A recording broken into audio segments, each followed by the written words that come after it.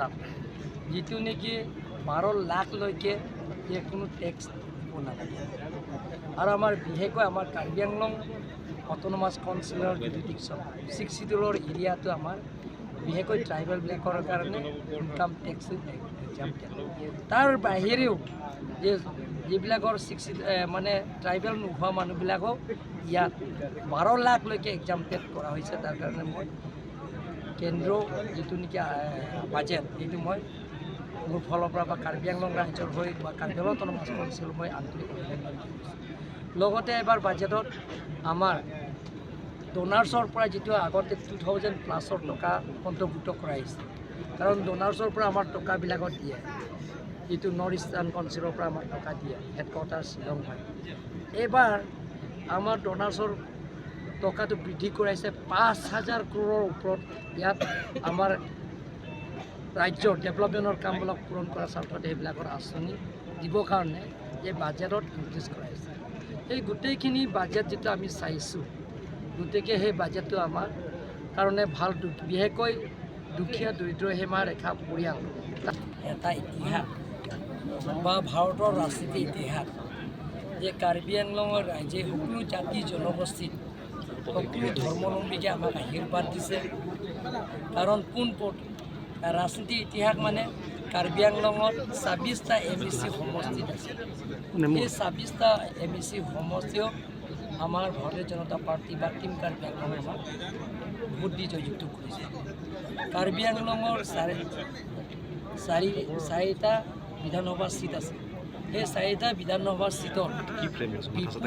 ৰাইজে আমাক আশীৰ্বাদ দিছে সাংসদ 6 ST পাৰ্লিমেণ্টাৰী কনষ্টিটুৱেঞ্চিৰ 1.5 লাখকৈ অধিক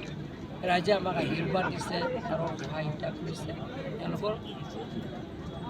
মূল্যৱান ভোটটো আমাক জয়যুক্ত কৰিছে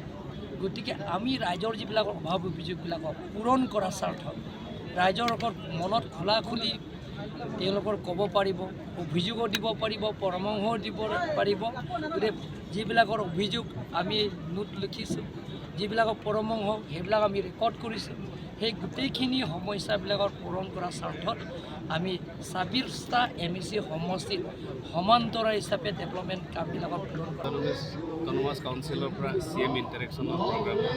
পোনপ্ৰথমে মই মাননীয় কাৰ্বি আংলং অট'নমাছ কাউন্সিল কাৰ্যবাহী সদস্য মাননীয় ডক্টৰ সুধিৰামক ধন্যবাদ দিব বিচাৰিছোঁ আজি নমাটিৰ বাসিন্দাসকলে বহুত দিনৰ পৰা এইটো দিনটো কেতিয়া আহিব বুলি অপেক্ষা কৰি আছে আজি ৰাইজে ইয়াত তেখেতক লগ পাই ভাল হৈছে আনন্দ হৈছে আৰু আমাৰ কাৰণে গৌৰৱ দিন বুলি আমি ভাবোঁ আৰু আগত এনেকৈ কেতিয়াও হোৱা নাছিল আমি দেখা নাই কিন্তু এবাৰ ইয়াত লগ পাই বহুত ভাল লাগিছে ৰাইজে নিজৰ বাৰ্তালাপ কৰিব পাৰিছে আৰু কিছু ক্ষেত্ৰতো আৰু লিখিতভাৱে দিয়া হৈছে আৰু নিশ্চয়ভাৱে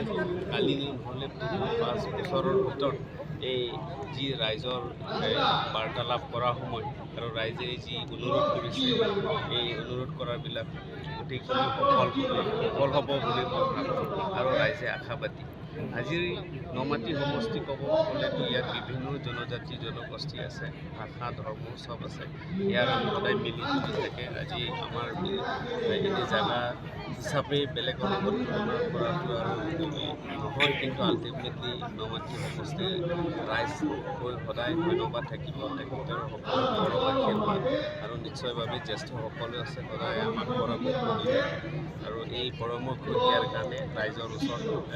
যাব পাৰিছোঁ ৰাইজৰ মাজত থাকিব পাৰিছোঁ ৰাইজৰ আশীৰ্বাদ ল'ব পাৰিছোঁ আৰু বিশেষভাৱে আজি আপোনালোকৰ ইয়াত অহাৰ কাৰণে সকলো মিডিয়া বন্ধুসকলক মোৰ তৰফৰ পৰা আন্তৰিকতা যিকোনো খবৰৰ বাবে যোগাযোগ কৰক 7099017330 লগতে 7099017110 নম্বৰত।